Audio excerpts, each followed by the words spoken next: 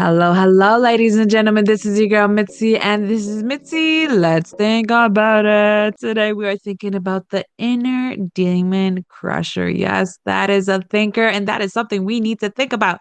So, luckily, I have Lilia here who's going to help us really think about this in a way so that we can continue on thinking. So, with that being said, thank you so much for coming on to my show and sharing your time and your perspective with me. Let's go ahead and dive right in.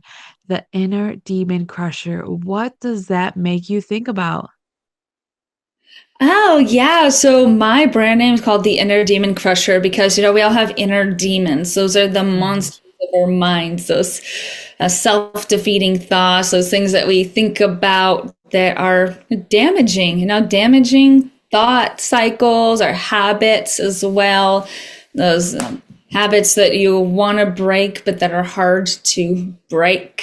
Yeah. Yeah, so those are inner demons from my perspective and how we crush them. We want to crush them. When you crush those inner demons, they no longer have control over you. You can be above them, rise above those inner demons. So it's like, I'm Absolutely. up here. So I crush those inner demons, put them in their place. Exactly, right? They don't mess with you no more. That's the reason why I love your brand and and the name of it because it's so impactful because if you put it in that aspect like you said with those thoughts, you know what I mean, those actions, those people, you know what I mean, everything that may seem uncontrollable or may feel like they're empowering you, you know what I mean, you have to realize like you can crush that. You know what I mean? You can put under you and be above that and do something with that and be powerful again. And I think that is something that not a lot of people think about. And that's the reason why I want people to get their power back with this conversation. So I have to ask, what made you realize you needed to crush your own demons? Yeah, well, I mean, I've had a lot of them myself, a lot of those inner demons versus little. Yeah, since I was a kid, I struggle with the eating disorders, anorexia and bulimia, each of those with major depression, with substance addiction, and the effects of emotional trauma being really pervasive in my life. And Yeah. not only those kinds of inner demons that have a clearer label, but there are lots of inner demons that don't have such a clear label. Sometimes you can label, okay, this is the demon of anorexia, this is the demon of drug addiction, this is the demon of major depression. But for myself, not all of them really had clear names.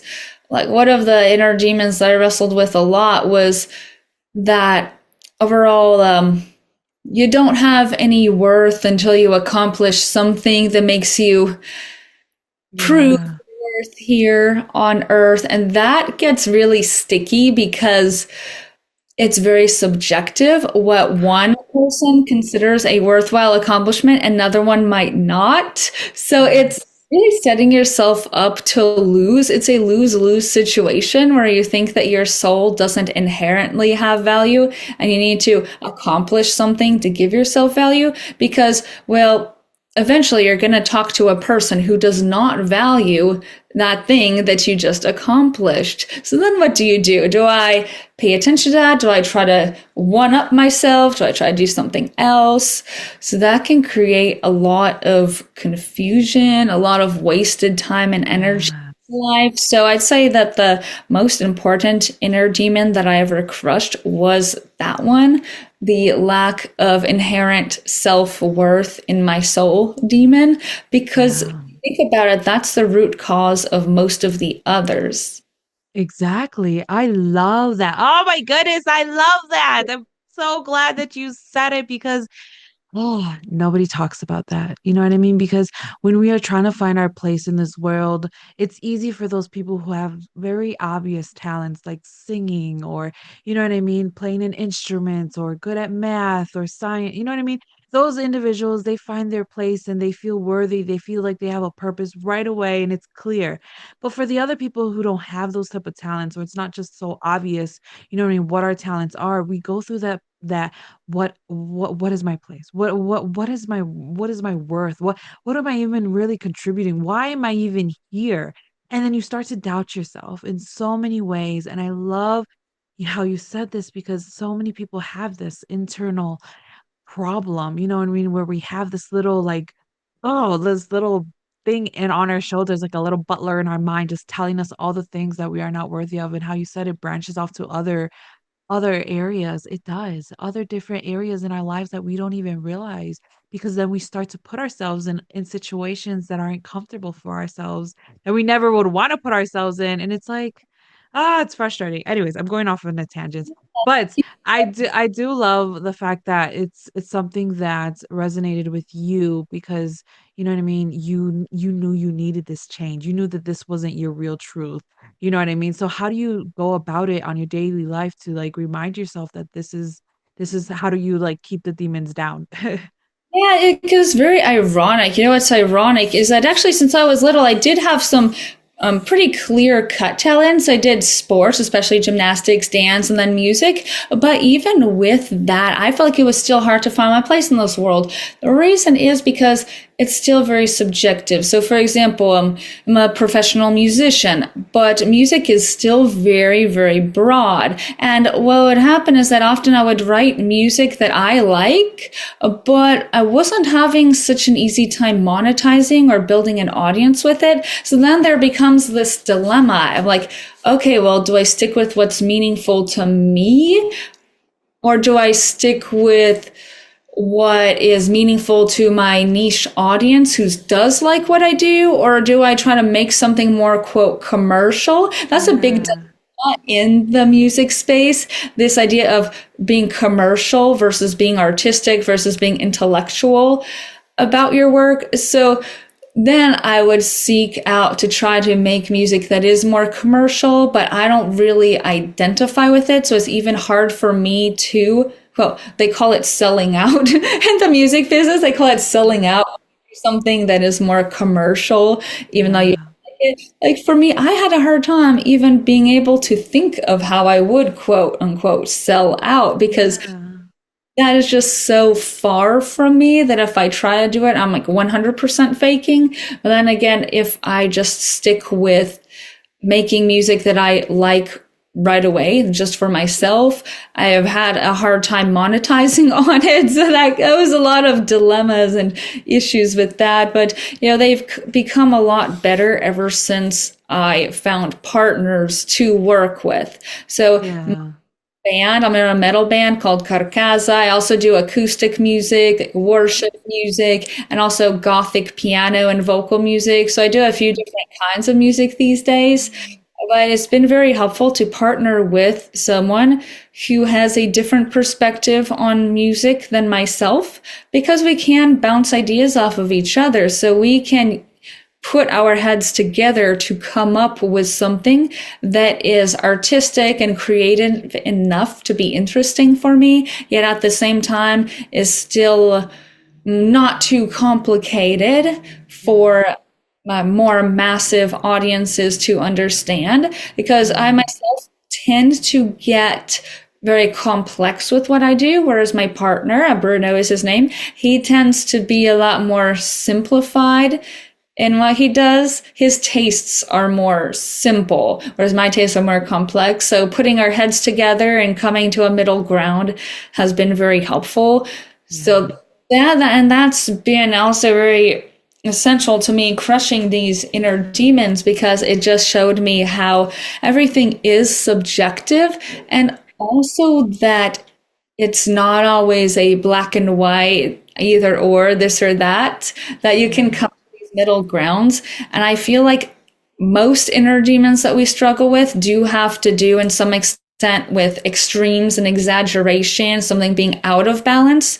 So when we can find a balance, Yeah. that can help crush a lot of these inner demons. Oh, absolutely. And to go back to subjectiveness, that is something that is not recognized, because we have gone to just that comfortability and just being the same, or just having that copy paste mentality of imagery and just everyone doing the same thing. But in reality, it's just being authentic, you know what I mean? And just being who you are is going to be subjective, and what you feel is an accomplishment will be subjective. And your music is going to be subjective. My podcast is very subjective. You know what I mean? So it's like everything that we put out into the world is very subjective. It's just not getting stuck with the people who are not ready to receive what we have to put out into the world.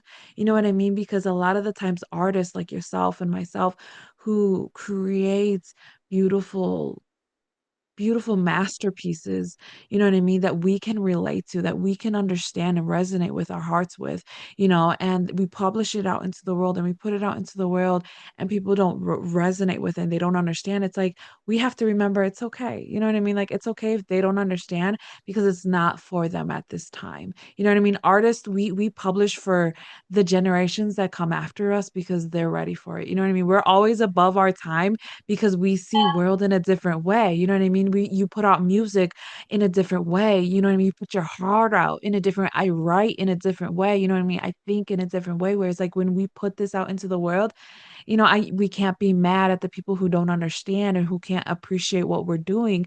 But later on in the years, they will appreciate. They'll be able to say, "Oh wow, Lilia, man, she put this music out and it just sings to my soul." You know what I mean? Like those are the things that we will never hear, but you know what I mean? In our hearts, we know that when it's out in the world, somebody will have that. And I think a lot of the times artists they get really stuck in the now because they can't get the what they want with what everybody else gets. So they end up selling out, like how you said. You know what I mean? They end up conforming themselves into what society wants for the now, but then they feel like they're losing themselves, like you said. And I love how you said, like, I can't even fathom the thought of selling out because it's so Yeah. distant from you. And I love that because people don't realize, like, when you are so in tune with who you are, yeah, with who you are as a human being, it's like to even go to that point is not even worth it. I'm okay where I'm at. You know what I mean? Like I'm okay doing what I'm doing because I know I'm doing what's right by my soul and I'm okay. So I love that by you. Yeah, thank you. Thank you.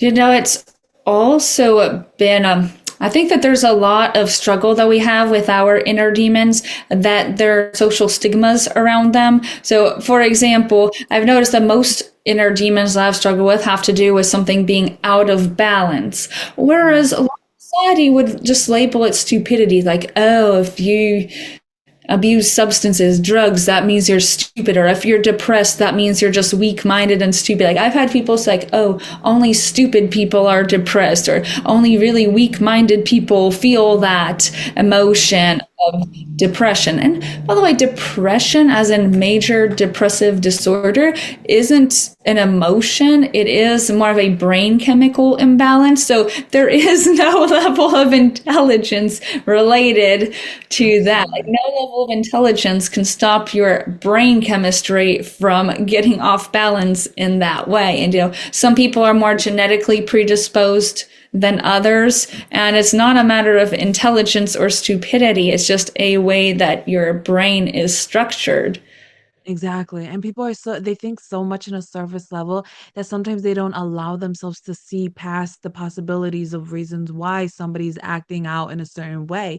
You know what I mean? Because when you said it's a chemical imbalance, oh my goodness, I'm with you 110% because people don't realize how something so simple as a chemical imbalance can cause us to act a certain way, move a certain way, just differently that people just don't understand. They can't comprehend, but they need to start respecting the fact that just because you can't understand why somebody's a certain way doesn't mean that it gives you the right to judge them. You know what I mean? And label them as stupid or label them as weak because put them Yeah. in the right circumstance and they'll be the bravest one out there. They'll be the first one to come and defend whoever that needs to be defended. You know what I mean? So it's like you can't say that. You know what I mean? People can't say that and assume that. But sadly, it's their ignorance. You know what I mean? Sadly, it's their subjective growing up. You know what I mean? How people grow up, they only see what in life. So what their perspective is only going to be what they see. So if they never seen somebody in a depressive state of mind and see them dark in the room out there for weeks and months on end in the dark, they're not going to understand how it takes a toll on everybody around them. And they're not going to understand how it takes a toll on that human being. You know what I mean? They don't have that understanding. So there's a lot of lack of understanding, and a lot of ignorant confidence that are allowing people to just voice out that opinion. But it's like, why can't we just admit the fact that you don't have that understanding? Just admit the fact that you have the understanding, and then you'll seem like you have more compassion to the other person and be like, you know what? Understanding than have compassion. Yeah. Yeah, Yeah. specifically with the area of depression, it's tricky because there are a lot of people who say, well, I've experienced really bad things. I never had depression. I know a lot of people experience some very negative adversities, very difficult adverse circumstances, but never get depression. So then why do you have it? Oh, that must mean that you're, quote, weaker or less intelligent. Like, well, it's not really about that. If you don't have that certain type of genetic disposition to be able to develop major depressive disorder, then it would be very hard for you to get into that state of depression just from your Mhm. life circumstances alone. It's not only because of circumstances in life, it's also a certain kind of brain chemical imbalance that has to happen for you to actually get the major depressive disorder, the clinical Ex- strength depression. Because a lot of people don't realize that actual clinical depression is different from sadness. Sadness is an emotion, like inside out. Okay, sadness is that little blue girl in Inside Out. Everyone has sadness. Not everyone has depression. They're actually not the same thing. So, Mhm. it's not anyone's place to judge. Like, oh, well, why do you have depression? I haven't, and I've had a quote worse life than you. When people try to Yeah. come like this weird trauma Olympics thing, like, oh, my life has been worse than yours, so you don't deserve Ah, I depression. hate that. Yes. It's just going nowhere fast, man. That was like really goes. But it's ironic how much we can spin on that hamster wheel. Like in my younger years, I used to spin on that hamster wheel too. When I realized that what I had was major depression, especially when I was about 20, 21 years old. And I look at everyone around me. I'm like, well, that person probably had a hard time. That person did. But why aren't they feeling this way? Why is it just me? Yeah. I was spinning on this, a never-ending hamster wheel of, oh, like, what is wrong with me? Am I too weak-minded? Am I too stupid? Do I just not work hard enough? Maybe if I worked Yeah. harder, I wouldn't have time. That's some people even propose that as a solution, like, oh, if you just worked more, you wouldn't have time to feel depressed. So then I Yeah. would like have these crazy nonstop schedules. I like burning myself the hell out and making it worse with that. Yeah, like that's ridiculous. Like you schedule in to be depressed. Like who does that? That's ridiculous to me. And for them to even say that is just like, oh my goodness, you sound more ignorant to putting the blame and making you feel like a victim because this is how something that you can't control. And people don't realize that. Like if you could control not being depressed, wouldn't you choose not to? Sometimes it just happens naturally. It comes over you like just rain coming through the town. You can't control the rain stopping. You can't control it from coming. So it just comes. And then when it comes, oh my goodness, it's just oh, it comes. You know what I mean? And it lingers and people don't realize that. So yes. Yes, I think this is a great one for people to remember when it comes to crushing their inner demons because it's like we have to put into perspective. We may not have gone through the same things as somebody else, but it does not devalue what you've been through, and it does not devalue what you're feeling. And it's like what we feel is real, but it doesn't define us. And I think that's something that I'm learning is that I'm not defined by my emotions. My emotions are here to help me.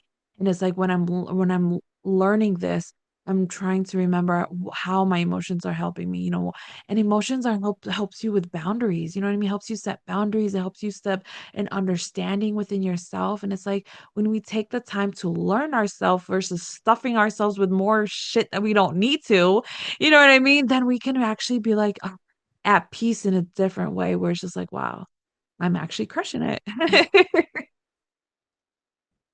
Yes, exactly. And another thing that people don't realize about crushing inner demons is that sometimes it actually takes a long time to be fully recovered or overcome fully. So, like, well, I think that the major depression is a good example of that too, because where my experience was that this was when I was just turned 20, I had 4 months of extremely heavy depression where my digestion was really bad and all my dreams were about death. And I would always be very blurry and very dizzy and hazy and out of it and extremely fatigued. So that wait lasted about 4 months because I was very conscientious about how I can get my body to produce more of these feel good neurotransmitters, just like a little more like endorphins and adrenaline, getting that flowing. So that only lasted about 4 months. But then after that, I took a very long time to get 100% back to normal. I felt like I was lingering at about 80%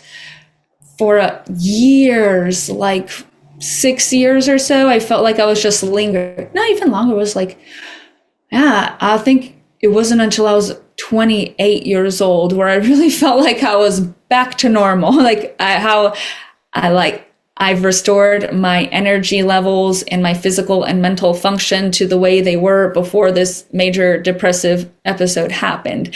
Okay. And, I feel like a lot of what made that linger, like what made it take so long, 8 years for me to get 100% back to being myself instead of hovering around 80% the whole time. I feel like it was because I was buying into a lot of these social stigmas because it's always a trap. Like, let's say, for example, if you choose to work through depression on your own without getting professional help, then, that's the choice that I made initially, and it was working well for me at first. And then there'll be someone else who says, oh, well, you're stupid because if you'd just gone professional therapy earlier, you'd be over it earlier. It was like, well, I was taking a bit of a different approach because I really felt that it was very important for me to not have too many external influences on my mind because I knew that I was at 20 years old, very impressionable. So if a therapist says, oh, I think this, and that, I would really subscribe to that and cling to it, even if it turned out Yeah. later inaccurate. And then later on in my late 20s, I did get some therapy. And then there's a stigma that you got therapy. Oh, only weak minded, stupid people who can't solve their own problems have to complain to a therapist.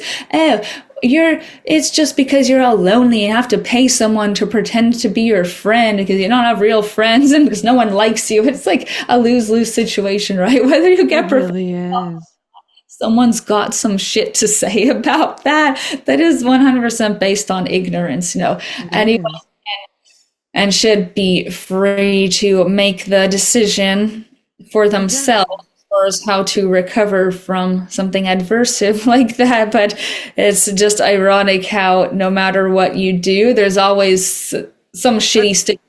If you deal with it on your own and you're very like emphasizing that mind body connection, because that's what I was doing initially to get through yeah. my 4 roughest months. I was really connecting to myself and I wanted to remove myself from external influences because I really just wanted to connect with what I am thinking and feeling. Then Yeah. after a few months, I got to be more, I guess you can say, sociable, inviting more influences and kind of processing that information, like who am I relative to the world around me.